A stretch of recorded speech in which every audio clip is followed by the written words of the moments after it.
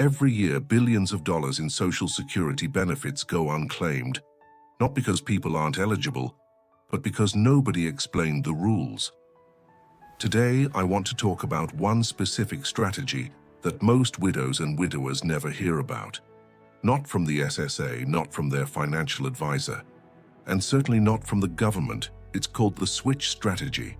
If you're a widow or widower and you haven't turned 70 yet, you need to watch this entire video before you make any decision about your benefits. Before we talk about strategy, we need to talk about the most important question most people forget to ask. Did your late spouse actually qualify? To be eligible for survivor benefits, your late spouse must have earned at least 40 Social Security credits. That's roughly 10 years of work. In 2026, you earn 1 credit for every $1,890 in wages, and you can earn a maximum of 4 credits per year. Eleanor never checked this. She assumed her husband qualified because he worked for 30 years. What she didn't know was that for part of his career, he worked for a state agency that didn't pay into Social Security. His credits were fewer than she expected. She called the SSA too late and lost months of benefits she could have planned around. Susan, on the other hand, called the SSA before making any decision. She had her husband's Social Security number ready. Within minutes, the representative confirmed his full credit history and gave her an estimate of the survivor benefit. Here's what you should do right now. Call the SSA at 1-800-772-1213. Have your late spouse's Social Security number ready. If you don't have the number, that's okay. Give them the full name, date of birth, and place of birth. They can find the record. Or go to ssa.gov and log into your My Social Security account. You can see the earnings history and benefit estimates right there online. Don't assume, verify. Now let's talk about the 2 benefits at the center of this strategy. The first is called WIB, Widow's Insurance Benefits. This is the survivor benefit. It's based on your late spouse's work record and earnings history. It belongs to you because of the contributions your husband or wife made throughout their working life. The second is called RIB, Retirement Insurance Benefits. This is your own retirement benefit. It's based on your personal work history and the taxes you paid into Social Security. Here's the rule that most people don't understand. The Social Security Administration will only pay you 1 check, the higher of the 2. You cannot collect both benefits in full at the same time, but, and this is the key, you can collect one while the other one grows. That's the entire strategy we're going to talk about today. Eleanor thought she had to pick one and stick with it forever. She didn't know she had options. Susan knew exactly how the system worked, and she used it to her advantage. Let's walk through the key ages that define this strategy. Age 60. This is the earliest age at which a widow or widower can claim survivor benefits. If you claim at 60, your benefit will be reduced. You'll receive somewhere between 71, 5% and 99% of what your late spouse was entitled to. The earlier you claim, the lower the percentage. Age 62. This is the earliest age at which you can claim your own retirement benefit. Same situation. If you claim early, it's permanently reduced. Age 67. This is the full retirement age for anyone born in 1960 or later. At 67, you receive 100% of either benefit, no reductions. Age 70. This is where your own retirement benefit reaches its absolute maximum. For every year you delay claiming your own benefit past age 67, it grows by 8% per year. Wait from 67 to 70, and your own benefit will be 24% higher than it would have been at 67. After age 70, the benefit stops growing. There is no advantage to waiting beyond 70. Eleanor claimed her own retirement at 62 because she needed the money. She locked in a permanently reduced amount without knowing there was another option.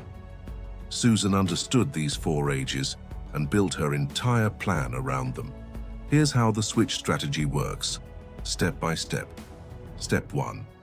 At age 60, Susan claimed her widow's benefit.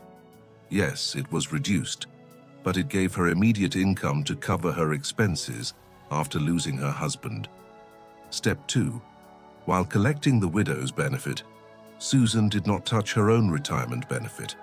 She let it sit and grow. From age 67 to 70, her own benefit grew at 8% per year.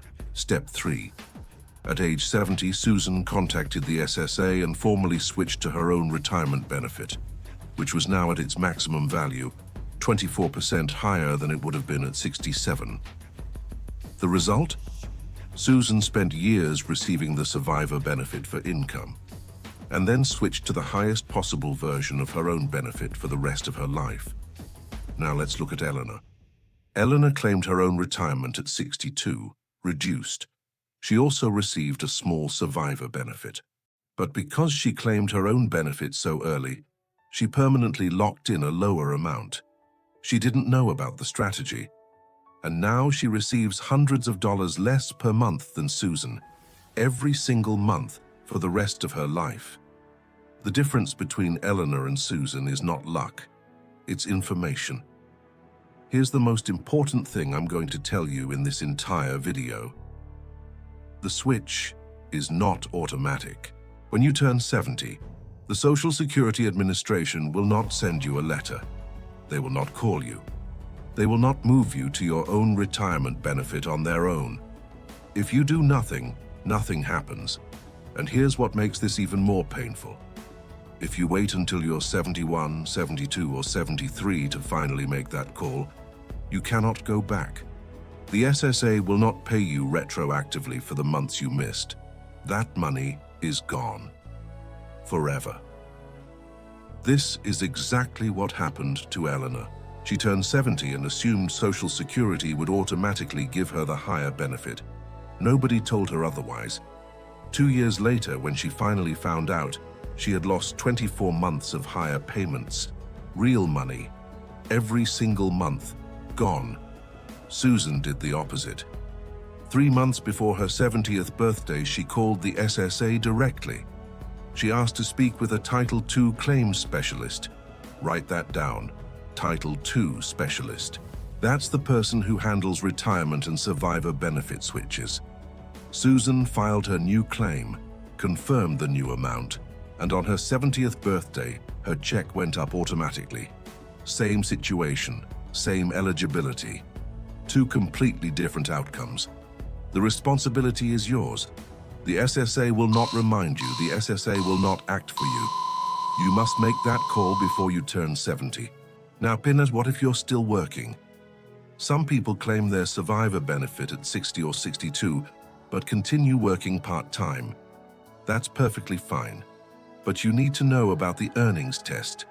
If you are below your full retirement age, which in 2026 is 67, and you earn more than $24,480 per year from work, the SSA will withhold $1 in benefits for every $2 you earn above that limit. In the year you turn 67, the limit increases to $65,160. And for every $3 you earn above that, $1 is withheld. Once you reach 67, there is no earnings limit. You can work and earn as much as you want without any reduction in your benefits. Now, here's something very important that a lot of people get wrong. The earnings test only applies to income from work, wages, and self-employment income. It does not apply to investment income, dividends, interest, rental income, inheritances, or private pensions. Those do not count toward the limit. Eleanor was receiving dividends from investments her husband left her.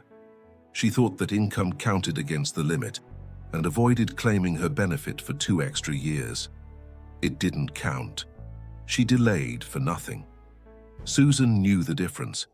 She worked part-time, earning $18,000 a year, well below the limit, and collected her survivor benefit at the same time without any reduction. Know what counts, know what doesn't. When you're ready to make the switch at 70, here's what you'll need: your own Social Security number and a valid photo ID to confirm your identity. Your late spouse's Social Security number. If you don't have it, The SSA can look up the record using the full name, date of birth, and place of birth. Your marriage certificate. This proves the marriage lasted at least 9 months, which is the minimum requirement for survivor benefits. If you were divorced, you'll need the divorce decree showing the marriage lasted at least 10 years. Your earnings history. Before you call, log into your My Social Security account at ssa.gov and verify that your 40 credits are there and that your 35 highest earning years have been correctly recorded. Errors do happen. If something looks wrong, report it before you file. Your bank account information for direct deposit. The new higher amount will begin going to the same account, but confirm this during the call. And again, ask to speak with a Title II specialist. They handle these transitions. A general customer service representative may not be familiar with the details of switching between benefit types. Here's a small detail that surprises a lot of people. If you were born on the first day of any month, Social Security calculates your age as if your birthday is in the month before. So if you were born on January 1st, the SSA treats you as if you were born in December of the previous year. This means you may become eligible for benefits 1 full month earlier than someone born on January 2nd. It sounds like a small thing, but if you're approaching one of those key ages, 60, 62, 67, or 70, being eligible 1 month earlier could mean one extra check you didn't know was coming. If your birthday is on the 1st, verify your eligibility date with the SSA. You might be pleasantly surprised. Let's bring it all together. First, verify your late spouse's 40 credits. Call the SSA or log into ssa.gov. Do this before anything else. Second, understand your 2 benefits. WIB is based on your late spouse. RIB is based on you. The SSA pays the higher one, but you can collect one while the other grows. Third, know your key ages. 60 to start survivor benefits, 67 for full amounts, 70 for your maximum personal retirement. Fourth, and this is the most critical part of everything I said today, do not wait for the SSA to switch your benefit automatically at 70. It is not automatic. It will never be automatic. If you don't call and file a new claim, you will keep receiving the lower amount and lose that extra money forever. You must take action. Call them. Ask for a Title II specialist. Do it before your 70th birthday. Fifth, if you're still working, remember that investment income, rental income, dividends, and private pensions do not count against the earnings test. Only wages and self-employment income do. And if your birthday falls on the 1st of any month, check your eligibility date with the SSA. You may qualify 1 month earlier than you think. The SSA phone number is 1-800-772-1213. The official website is ssa.gov. Eleanor waited, Eleanor lost, Susan acted, Susan won. Now you know the difference. The next move is yours. If this video helped you, please subscribe and turn on notifications. Every week we break down Social Security, survivor benefits, and retirement rules in plain English, so you know exactly what you're owed and how to protect it. I'll see you in the next one.